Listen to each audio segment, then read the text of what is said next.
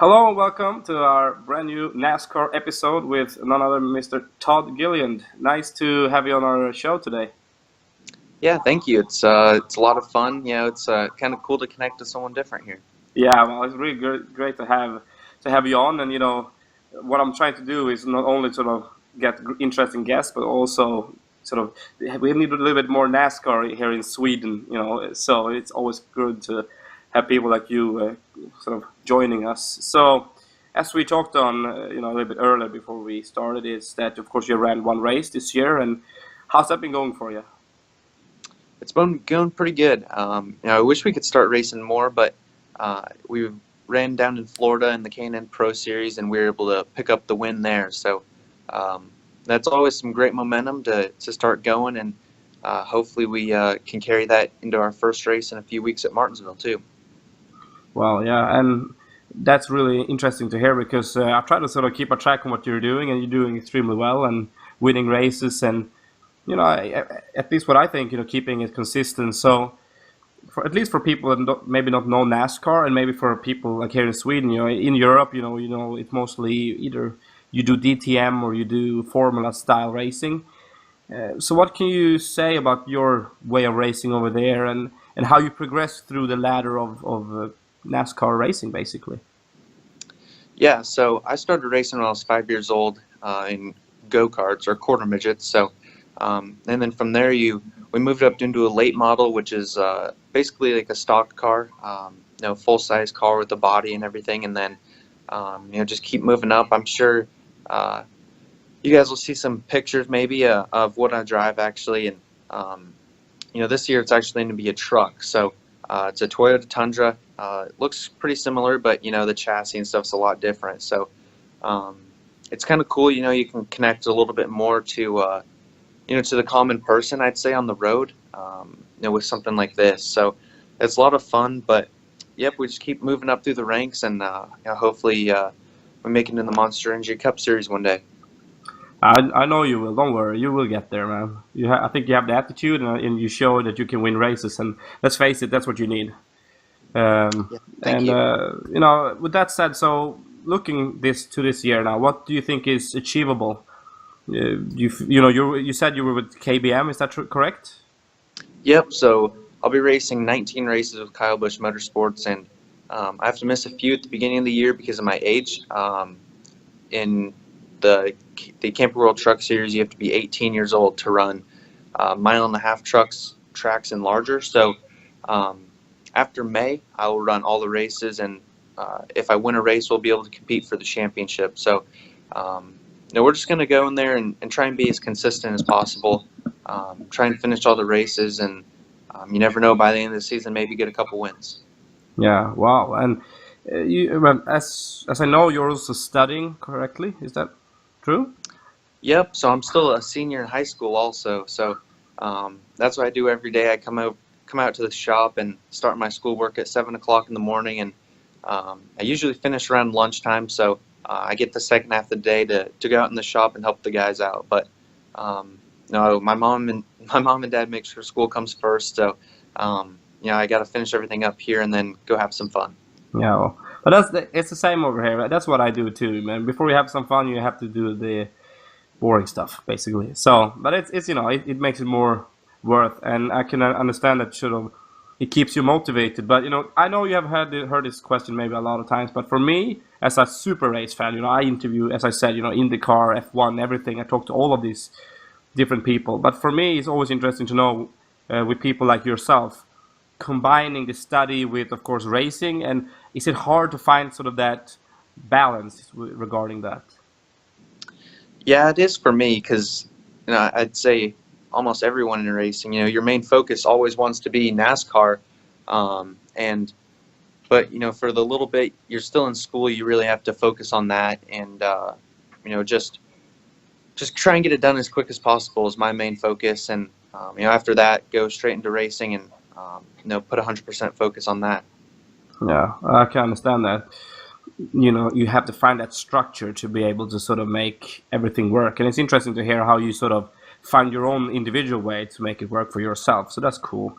So as I said, KBM is a great team. It's a team that's you can win championships with. You saw that with a lot of young guys. And going now looking to NASCAR specifically, do you think that winning a race throughout this year is achievable and sort of continue into the chase?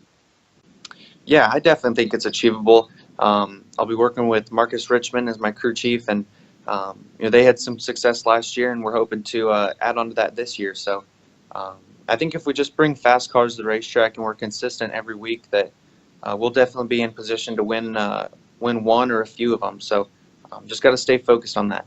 Yeah, well, I understand. And can you describe to people, how it is to race those cars? Because they're very big, in comparison to maybe a touring car or a LMP1 car or whatever. But how could you describe for the person that don't race how those cars are to drive, either trucks or late models or whatever?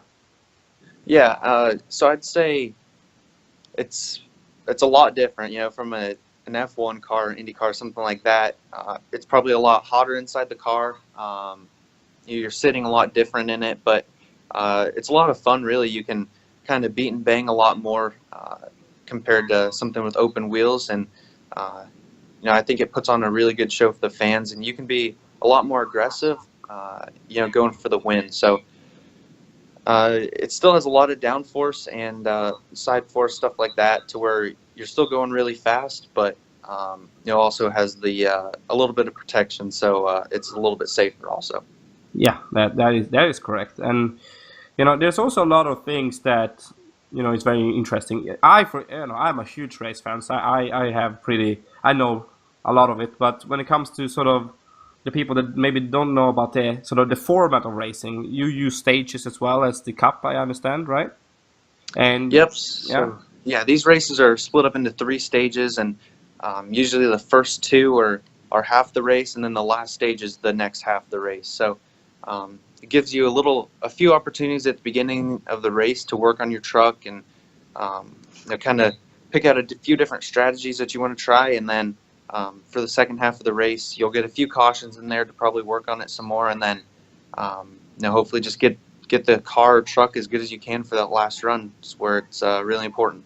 Yeah, one thing watching here from Sweden and with all the other formats of racing is exactly what you mentioned there, how you progress your truck throughout the race. And when you race during a race, let's put a scenario in here. I'm trying to be a little bit creative.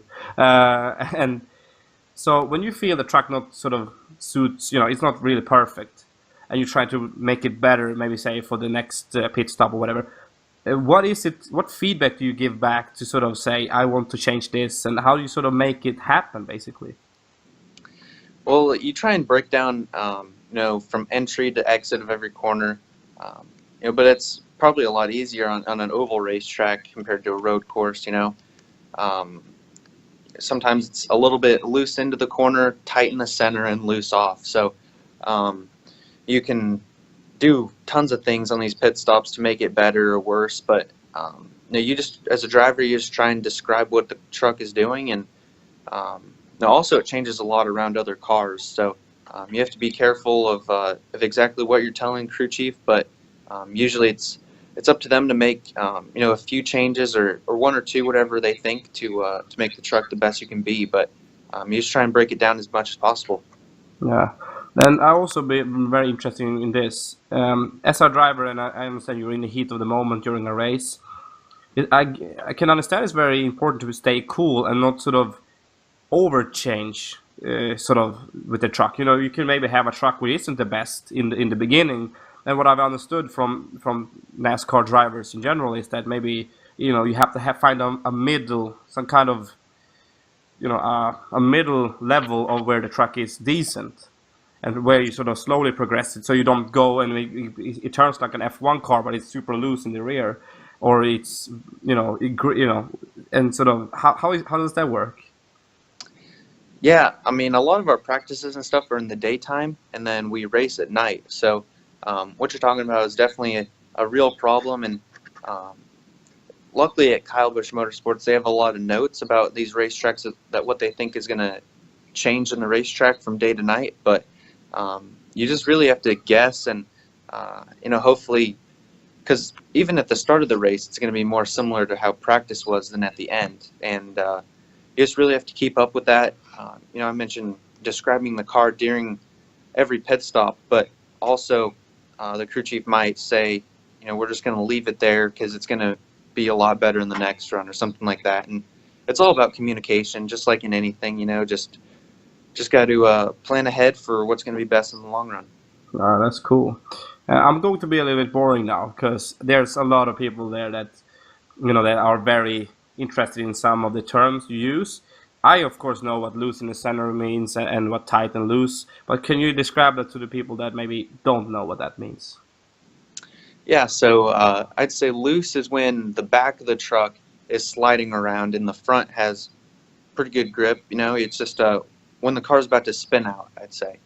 Where tight is where the front tires don't have any grip and the front is just sliding to where, like you were on ice, it just won't turn at all. So it's tough stuff to deal with during the races. Yeah, and I can understand that makes it a little bit scary, but it keeps you on your toes though. So I have to give you that. Yeah. Do you also use a track bar adjuster on these cars?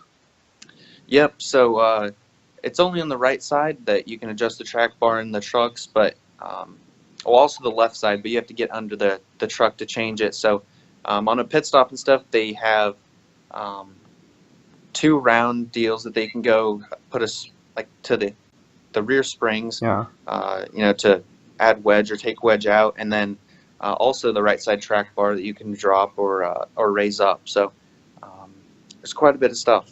Yeah. So on the Cup cars, is that when they use this yellow handle through these holes? Is that to change the track bar or the angle or whatever you want to call it on the car? Yeah, in the Monster Energy Cup series, actually they can change it from inside the car.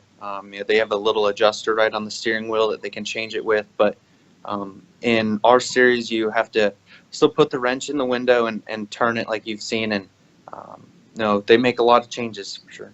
Yeah. So when it comes to the sport of NASCAR and to KBM, first of all, what do you think? How would you describe the sport of NASCAR, and what has KBM meant for your career? I think the sport's good. It's in a little bit of a transition stage right now. You see a lot of the big name drivers like Dale Earnhardt Jr., Jeff Gordon, Matt Kenseth, people like that retiring, but you kind of have this new wave of guys coming in, and hopefully I'm in that new wave that people start cheering for soon. But KBM has meant so much to me. Just giving me this opportunity this year to drive in race-winning equipment. That's what it's all about, is getting in something that you can prove yourself in, and I think that's going to be a great opportunity to do so. Yeah, and I just wish you the best, man. I try to sort of. We don't have the truck series races except Eldora, I think, here in Sweden. But I try to sort of follow you as much as I can, and I really hope that you sort of get a lot of W's this year and can put a lot of stickers at the side of your truck so it really looks good. That's good. Yeah, man. Thank you. Me too. I like those win stickers. Yeah, I'm not trying to be like what is his name? Is it Jay Moore who does the monologues? Was that Is Jay it Moore? what? Yeah, but during the NASCAR awards, the comedian, Yep. he did the sticker sketch or whatever. So I'm trying Yeah. It was pretty funny though. But of course, that's what you wanna aim for. But if you look to sort of deeper within KBM and go to Kyle Busch as an individual, like, is he be able to sort of be a leader towards the young drivers? Yeah, I think he was kind of intimidating at first to me, but he's definitely a really great leader. I'd say he's one of the best to ever drive a race car. So it's really cool to be able to learn from someone like that. But like I said, it's also kind of intimidating, but you just got to take everything in and try and learn everything you can from him. All right. So what do you mean by intimidating? Is it just because he's a well-known name and he has a certain way of running the team and sort of adjusting to that, or how could you sort of describe that as intimidating for you individually? I think it's just because it's someone that I've looked up to, and I'd say he's one of my favorite race car drivers, still that I cheer for. So, just try and kind of being in that position to be able to talk to him even and learn from him weekly, I think it was just kind of overwhelming, I'd say. Just very cool. Yeah, and I can understand that. It's cool because you have this great team, and you have this great leader, and you have the cars, man. They look good and they run good, so it can't be. I guess you can't ask for much more than that. But that's cool though. Yeah, for sure. I'm gonna put you under pressure now. I've been very nice to you now. So, how much do you know about racing in general when it comes to sort of other series outside of NASCAR?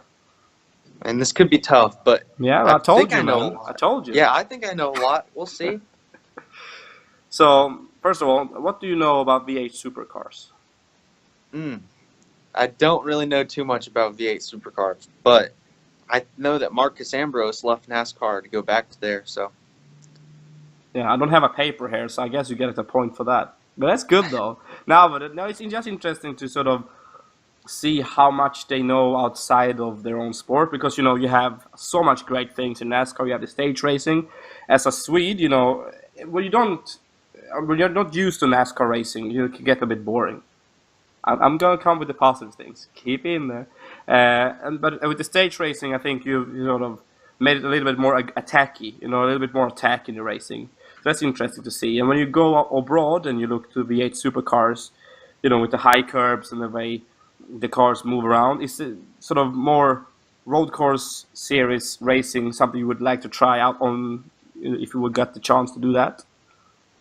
yeah, I've seen some V8 supercar races, and I'd say it's kind of like they're still a lot different, but I'd say it's probably like a mix between more road course racing, but as well as still a full body car. So that'd be very cool to try out. We still race a few road course races this year, but none like you guys do over there. So just it's pretty fun when we get on them sometimes. But I think it would be pretty crazy doing it all the time. Yeah, yeah. So I know that the Monster Energy Cup Series races two road courses, right? It's not only is it, oh my god, it's man, I forgot them all all of a sudden. It's But you Sonoma have and Watkins Glen. in California, right? It's Yep. Sonoma, and Watkins Glen. There they go. You see, when I talked about V8 supercars, I forgot it. But you guys, you race more, right? You have some more road course races. Yeah, last year in the Canaan Pro Series, we ran at Watkins Glen, Mm. Sonoma, and New Jersey Motorsports Park. Yeah, So exactly. there's a few more. And in the Xfinity, they also run the same, right? I think they run Mid Ohio and Watkins Glen, Yeah. and then the Truck Series we run Motorsport in Canada. Okay. All right. But didn't you run Atlanta? The NASCAR, the lower series has ran at Atlanta at some points, right? Or has that been taken away? Yeah, that's been taken away. I'm not sure when they ran there. Yeah, I was back in the Patrick when she was racing against Jack Villeneuve or something. I think it's a few years back, in 12 or 10 or something, I think. All right, but how do you like racing on road courses? Is that something that you like doing, or is that it's a lot different? Yeah, I think it's a lot of fun. You get going to all these oval tracks all year, and all of those are different. Probably to someone from the outside, they kind of sometimes think they're all just the same, but that's a lot of fun. But then road courses are totally different, and I think the way I explain it, at an oval, say just one lap by yourself, it's kind of, you don't really shift or anything. You're just turning and trying to hit your marks every lap. But the road courses, you're shifting, turning left, right, sliding all around a lot more. And I would say there's just a ton more that goes into making a fast lap at a road course compared to an oval. So it's a lot different. You have to be a lot smoother, I'd say, at a road course. Yeah. But this is a question I always wondered. Is there something in the driving style from on the road course that you can sort of use in your way of thinking and driving on an oval? Yeah, I think, like I said, you have to be really smooth to run a road course. But some of the road course races, some of the road course racers I've seen get into NASCAR, They have a little bit trouble like attacking on restarts and stuff. They're very cautious and mostly just courteous, I'd say. Just respectful. But on these restarts, you have to be really aggressive, and you can't be afraid to kind of beat and bang a little bit. So it's a little different. Are you willing to beat and bang? Oh yeah, just do whatever it takes to win. That's cool, man. When you haven't seen that many truck races, man, it's just interesting to hear. But that's cool. Having a little fiery attitude, and that's gonna get you far in this sport. That's for sure. So I really wish that you sort of find that, extra edge and become the Kyle Busch of, first of all, restarts, because that man, he knows how to restart. I've never seen somebody that good at doing it. Is that something that you also try to learn from? Yep. So just a few days ago at Las Vegas, he was killing them on restarts, and just being able to talk to him on Monday at the shop was cool. He does a few things different than most guys, and I think it really shows off on the restarts. So we're gonna try and learn and even be better than him. Yeah, well, I hope you become a 7-time exactly like Jimmy Johnson in the future. It would be cool. Yeah, for sure. But I also have to ask this. So when it comes to not studying and not racing, how do you fill your precious time then? Well, just being at the shop, talking to everyone. I think it's one thing I try and do is just be a part of the team, so everyone feels comfortable around you and around each other. So I'd say, yeah, just spend time with them and kind of just become one of them. Is no other sort of interest or something that sort of gets into your adrenaline when it comes to your free time besides that? Well, I sometimes go-kart racing, but honestly, there's not much other stuff I do besides racing, so it fills a lot of the time. But it has to be great having that, being able to race. And I don't know about the study part. I also study. It ain't the best, but it has to be done. So, but it has to be great to know that you get to finish an education, and also you have this. And it's your profession. So when you look back at sort of how it started, could you ever imagine that this would be the place you would be ending up at? Yeah, I mean, it's always what you work towards, and you're always hoping that, but you never know along the way. There's always rough times, and you just got to keep fighting through them. And last 2 years we've had really good years, and it's been a lot of fun. But like I said, you just got to keep looking ahead and keep trying to plan as far out as possible, because stuff moves very quick in motorsports. All right. Are you ready for another pressure moment? Oh yeah. Oh, I love that, man. This guy, man. You're even better than the Formula One guys. I'll tell you this. They're not really. They have a lot of pressure, but they are not this willing to to try things out. Are you ready to learn some Swedish? Oh yeah. Yeah, are you ready to sort of brand yourself and maybe where people can watch you? Yeah. Cool. All right, so we have a channel here in Sweden called Viasat Motor, right? Viasat Motor. Yeah, all right, there you go, man. And we gotta try to sort of say, come and watch NASCAR only on Viasat Motor, right? In Swedish. Perfect. Okay. Are you ready for this? Okay. Yep. Go and watch NASCAR on Viasat Motorsport. There we go, I don't remember That's what the you money said. shot, man. I love this, man. This is how I do my interviews, man. A lot of soul and a lot of humor. All right, are you trying to do it in Swedish this time, okay? Oh boy. Okay. Yeah, this is the challenge, man. I told you you're going to be under pressure. All right, can you say kom? Kom All right. Kom och se och se NASCAR NASCAR på och på There we go. Kom och se NASCAR på Kom och se NASCAR på Viasat Motor. Kom och se NASCAR på. I don't know. I don't think I can do this. Almost there. Kom och se NASCAR på Viasat Motor. Holy cow. Come on. Kom och se NASCAR på VSC Motorsports. There we go. That's good enough. Close. That's cool. All right. Because when you say hey and all of these phrases, they're pretty similar to you, so that's too easy for you. But I'm very impressed. That's cool. I'm very, very impressed. Lastly, I really hope that you have the chance to come over to Sweden and race our V8 Thunder cars. It's basically like the Trans Am series equivalent for you guys. That would be really cool. Yeah, for sure. I'm interested in all motorsport stuff. So, all that watching all that stuff's pretty cool to see the differences. Yeah, man. So I will definitely try to hook you up with some teams, and hopefully, whenever time comes, you can have a go in those cars. Before we end this interview, is there something that you would like to say to KBM, or about yourself, or about the sport before we round up? No, I just hope everyone that sees this is really excited and can watch NASCAR races sometimes on the internet or something, and hopefully you guys cheer for me this season, and I think we're gonna have a good year. So definitely tune in. Yeah, and we're very, very happy that you can join us. Such a nice guy, and we can only wish you everything great this season and a lot of W's, as I said. Awesome. Thank you. Thank you.